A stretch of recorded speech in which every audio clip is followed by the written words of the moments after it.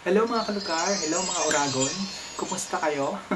Welcome back again sa ating channel, the Awards the World channel. I really hope na before we proceed for this video, huwag niyong kalimutan mag-like, share, comment, subscribe, and please hit the notification bell para every time meron tayong mga bagong i-upload sa video, kayo yung unang ma-notify. So, see you guys around!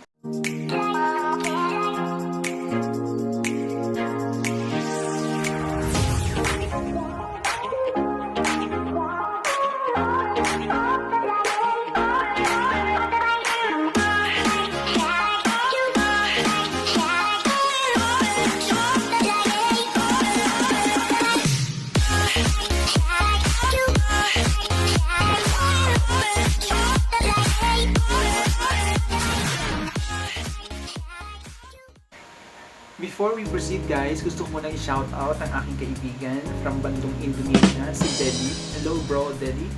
Thank you so much for giving me this cup. This cup is way back, I think 2019 if I'm not mistaken, my last visit to bandong Indonesia. Thank you so much, brother. Deli. Proceed na tayo. Yun nga, sabi ko naman is anything under the sun na pwede kong i-share sa inyo at maaaring pwede makapag-inspire sa inyo or makakuha kayo ng informative na mga bagay o information na pwede makuha sa channel na to. Ito gagawin natin. Without much further ado, so for today's video guys, gusto kong i-share sa inyo ang aking mga collection ng aking mga ang collection natin ng ating mga watches guys. Simulan ko siya guys doon sa mga luma. Actually, when I was young, nagpapagod tayo. Actually guys, when I was young, hindi ko talaga magkaroon ng orasan. Why? Kasi, kung hindi ako nagkamali, nung maalala ko guys, grade 2 or grade 3 ako. Nang matutunan ko talaga na tumingin sa orasan, na ako lang talaga yung nakatuklas. Kasi karamihan sa atin, yung kabataan natin usually, yung turuan naman tayo ng ating mga magulang. Pero feeling ko noon masyadong preoccupied yung utak ko noon sa maraming mga nangyayari sa aking paligid, sa aming pamilya, broken family guys. So alam niyo na yun, diba? So I never seen my father since when I was young. So si mama, so siya lang yung nagpo-provide sa amin sa family, pero malayo siya sa amin. Tapos usually I am proud. I am proud dolas po. So nakita siguro yung setup no. Pwede naman ako magtanong sa mga nakakatanda sa akin, mga kasama ko sa bahay. Pero parang siya, ang dami kong hesitation noon na parang what if, di ba, pag magtatanong tayo. Kaya nung grade 2 or grade 3 ako, I'm really proud of myself. Kasi that is the first time na natutunan ko kung paano tumingin ng tama sa karosan. Diba usually wala pa naman mga digital, diba? Digital watches noon, wala pa yan. Usually yung kamay na mahaba, saan siya nakatapat, yung kamay na maliit, saan siya nakatapat, yun yung oras guys, diba? Plus yung minutes at saka second pa, diba? Titingnan mo yun. So nung ma-discover ko guys na ganun pala, na ang tamang pagtingin sa orasan, I am really proud of myself. Lalakbayan dyan, shout out po sa aking teacher noong elementary ako. Si Gonzaga. Wala na akong balita actually kay Gonzaga. Pero dahil siya yung mathematics teacher ko, at saka parang may pressure noon na kinakailangan ko kung ano yung orasan, kung anong tamang oras. Kasi part siya ng examination. So ever since nun guys, parang pagsuot ko ang orasan, pag may suot akong real time, diba, na magtatanong sa akin, alam ko kung paano sagutin, kung anong oras na. At tamang oras lang guys, hindi lang siya basta nasagutin ko. Since nung ako ay naisip ko na, why not na itago ko rin yung mga relong lumadaan sa akin. Kaya nag-start ako dun guys. So gusto ko, this one naman guys, nung nauso yung mga spy camera, bumili din ako nito actually. This one is online, galing to sa online set, sa online store. Actually kung nakita nyo dyan, itong ito. Camera yan guys. Ayan, nagamit ko rin naman ito guys ng ilang beses. Pero ewan ko kung bakit siya nasira. Kasi anyway, siguro kasi mura lang yung bilit nito. Pero sa ilang mga panahon nagamit ko naman siya. Tapos guys, eto, meron din akong collection. Ito naman is galing sa Uni Silver. Ito, medyo matagal ko na rin tong wristwatch. Ayan. Ito ay naregalo sa akin ng someone. Uni-silver, so medyo matagal na rin siya. And nagamit ko rin naman to ng mga ilang beses. Ito naman yung naregalo siya sa aking. Diba? Ayan guys. Medyo matagal na rin to with matching letter pa. So binigay niya sa akin to guys noong December 25, 2015. Ayan. At functioning well pa siya guys. Ayan yung letter niya. Sabi niya sa akin, meron ko, time after time, I'll always be here for you through ups and downs. I will continue to love, to respect, and understand you. Merry Christmas. God bless. Love much, Claire. Ayan. Thank you, me. Ayan. So, bakit may maganda? Kasi that time siguro medyo pasaway tayo, guys. Ayan. Guys, is Rudy. Brand niya is Rudy. Ayan. Rumit ng may pagka-blue-blue. Ayan, guys. Thank you, me. Ayan, diba? Iningat ako kayo rin yung binigay mo. Next naman natin, guys, yung galing recently lang to, is galing to sa aking mother. Kasi meron siyang kakilala sa Kuwait. Umuwi siya actually at quarter of last year, guys. So, pinadala naman ako ng aking, gusto ko siyang ipakita din sa inyo, guys. This one. So, ito yung madalas, guys, ngayon, ito yung madalas kong gamitin. So, it's Expony. Ang brand niya is Expony. Stainless steel din yung ilalim niya. Ayan. Ito yung madalas kong gamitin kasi parang for everyday use, guys, pwede siya. Walang problema kasi digital watch siya. Saka pwede ko siyang i-set up ng dalawang oras. Halimbawa Pilipinas o Kuwait.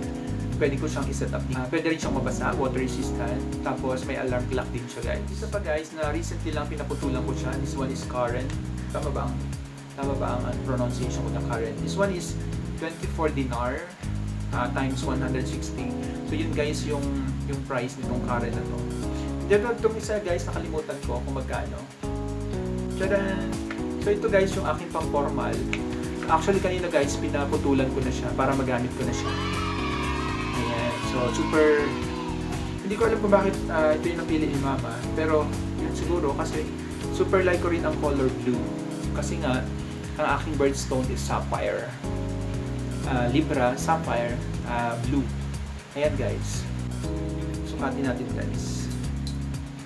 Apat yung ano. So far, guys, ito yung paborito ko. Hindi dahil sa bago siya, guys, pero parang it fits my personality. Ayan. Tapos it fits yung gusto kong style. Ayan. Thank you, Mama. Ito yung, so far, guys, ito yung medyo hindi naman pricey, pero ito yung, guys, medyo level up natin so far. So this one is Techno Marine. Actually, guys, kasi yung team namin actually, this one is part of our ladder of success. Personalized wristwatch guys na personalized siya ng dati naming team na Extreme 111. Alam niyo na, pag may mga formal tayo ng mga dinadaluhan, usually ito yung ating ginagamit. Ito yung kanyang packaging, guys. So ayan yung dati naming team, yung brand name, yung Extreme 111. Tapos pag binuksan mo, guys, ito yung laman ng kanyang case. Ayan. So meron siya ditong card. So this one is card. Ayan, guys. So every time na may concern kayo sa relo na to, dadali nyo lang to or papakita nyo lang siya sa store yun ng Techno Marine store. Ayan, so i-accommodate na nila kayo. So actually, guys, along with this one, meron siya actually 3 strap to, guys. 3 strap o bracelet ba? Ayan, 3 strap siya, guys. So pwede ko siyang pagpalit-palitin. Katulad ngayon, this one is dapat black, all black lang yung bracelet. Pero ang ginagawa ko, ang bracelet niya is black and red. Sometimes ito yung ginagamit ko, itong parang stripe. Sometimes sinahalo-halo ko siya. Depende na lang sa mood ko, tapos sa gusto ko. Actually, guys, dapat yung malaki yung kukunin ko nito. Pero dahil naubusan tayo ng malaki kasi nga limited edition lang to, guys, ng aming team. Kaya ito yung nakuha natin, yung medyo maliit siya. Pero so far, so good siya, guys. Ayan. So So this one is really personalized. Extreme 111. Ayan, makikita nyo yan guys. Ayan. Extreme 111. So, ayan. So, medyo maliit lang siya guys. Pero super okay naman siya, di ba? Meron din tayong piyaw. This piyaw is matagal ko na rin to. Ayan. Wala namang masama kung maniniwala tayo sa mga masuswerteng bagay. So, this one is sa tingin ko ito yung pinaka medyo angat o level up na bracelet na na-invest ko sa sarili ko. Ang tawag dito is piyaw. Ayan. So, ginagamit ko rin siya guys kapag meron akong business transaction o di kaya, basta lang, gusto ko lang siyang suotin. Ginagamit ko to guys. Ayan. So, piyaw. So, ayan guys. So, why I'm sharing this all to you? Number one, because ako kasi yung tao guys na sentimental, alam mo yun, yung kapag may binigay ang isang tao sa akin, as much as possible, i-value ko siya, of course. Siyempre, kinakailangan talagang i-value siya. Especially, yung mga tao na naging part na rin ng buhay mo. Kasi alam ko na, ako, I really believe to guys, na ang isang tao magbibigay sa'yo, it is because they appreciate you, di ba? It is because they wanted to really build a friendship or a relationship to you, di ba? Na which is, in return, dapat pahalagahan mo rin yung mga bagay na binibigay tao, nagbibigay siya. It is came from his or her effort. Kaya dapat tayo as a receiver, syempre, pahalaga natin siya. Pangalawa guys, I'm sharing this to you because it's really important for us to really know the importance of the time, no? Because like sa isang araw, meron lang tayong 24 hours, di ba? Alam natin na kulang ang 24 hours sa mga taong busy, sa mga taong gustong gawin, sa mga taong may gusto pang gawin sa kanilang buhay to level up their life, for example, or to reach their dreams or reach their goal. 24 hours is not enough. Pero sabi nga natin, di ba, maging mahirap man o maging mayaman, meron lang tayong iisang araw. Ang tanong na lang doon guys is paano natin siya ginagamit ng tama at paano natin minamaximize, paano natin ini-invest ng tama ang ating mga oras. We can do like libang tayo, pero at the end of the day, ano yung nakuha natin? Or we can do like side hustle, no? Like, pwede tayo maghanap ng mga extra income, for example, na which is pagpupuyatan natin, di ba? Pero at the end of the day, meron tayong makukuhang benefits in the future. Or di kaya naman is, katulad natin, mga nag-YouTube tayo, nagpupuyat tayo, di ba? Ginagawa natin lahat. At the end of the day, guys, dapat meron tayong perspective. Bakit tayo naglalaan ng oras sa isang bagay? We should really know the importance of our goal. No? Kinakailangan alam natin bakit tayo naglalagay ng oras. Katulad ngayon, di ba? Ako nagbablog ako. It is because, guys, I wanted to share to you that my goal is to hit the 100,000 subscribers. For some, yes, it's really impossible. Pero I think I really do believe that someday I will reach the 100,000 subscribers. Kasi nagsimula na ako guys, di ba? Sinimulan na natin yung ating effort. Sinimulan na natin yung ating investment, di ba? So far, we already have like 2,000 subscribers, di ba? So, lahat yan guys, alam nyo yan, kung ay mga nag-YouTube kayo, alam nyo yan, na hindi lang natin basta nakuha yan. Pinaghirapan na. Sounds impossible, but I do believe all things is possible in Christ that strengthened me. So, just believe in yourself lang guys. Use your time accordingly.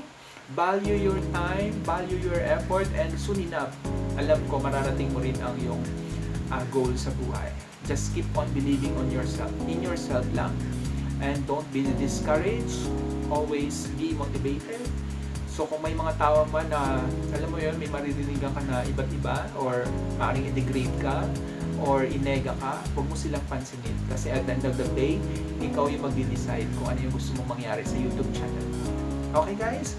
So from the watches that I've shown you, so this is a Walski world. So I really hope na maabot mo ang iyong goal sa buhay. And see you around guys. Bye-bye!